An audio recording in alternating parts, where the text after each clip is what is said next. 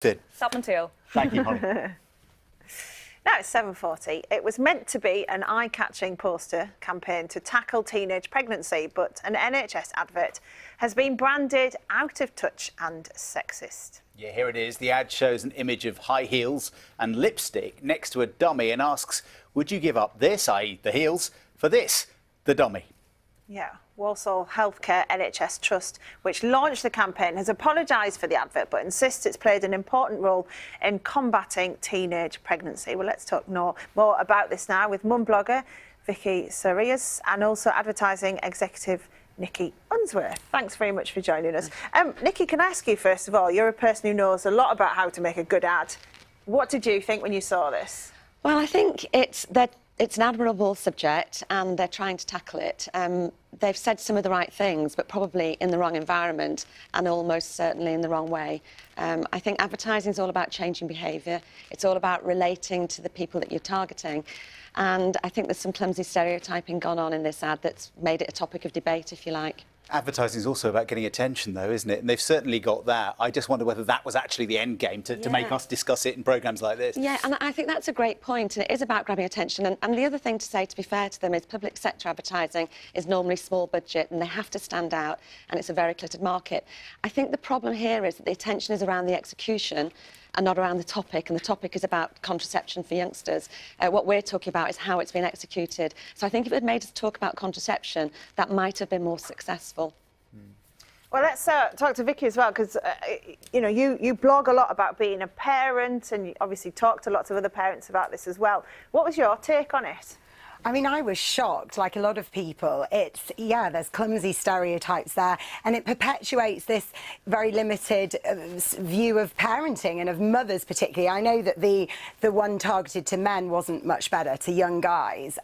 They've defended their position, saying it's because, you know, they're 14-year-olds and they did market research. But culturally, it feels very negative. It feels massively archaic, and it's taking us backwards, not forwards. Do you think that perhaps, though, is a view of older people, whereas teenagers might not think that, and it might work for them?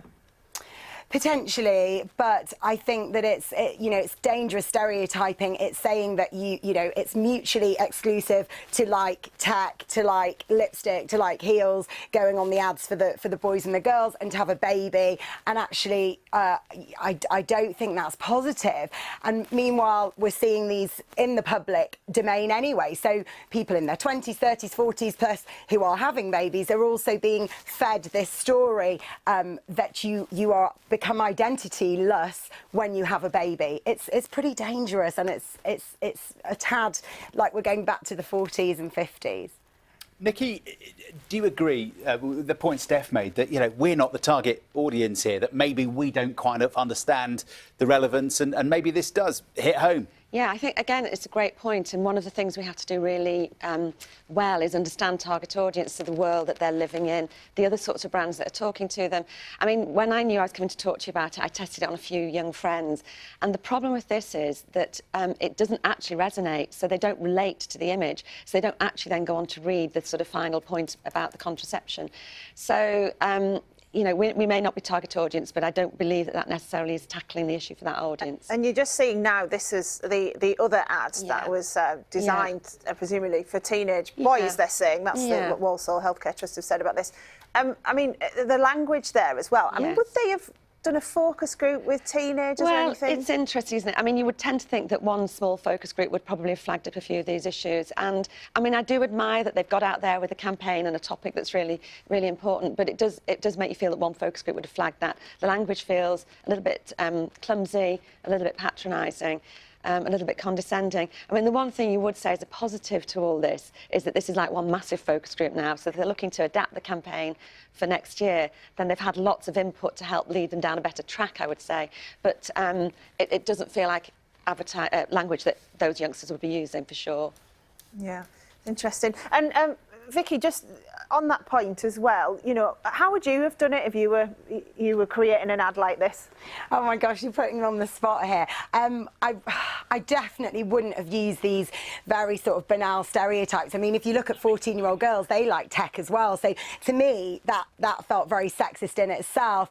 I think I would focus on the use of contraception and really drum that home and offer information. That's what young people want. They want to know they've got choices. They want to know where to find those choices. So I think making that very clear and using colours and a tone of voice that really does resonate, because those look like I said, you know, very archaic, old-fashioned imagery, not even imagery that we look at on Twitter or Facebook or Instagram. So unfortunately for me, that it really has failed. Okay. Vicky, thank you very much. Thanks so much for having me. And Nikki, thank you as well for your time this morning. I appreciate that. It's certainly got attention anyway. It has, which I guess is often the main point of these campaigns, isn't it? Just after 7:45, Tuesday morning. And Matt's got the weather for us this morning. Hi, Matt.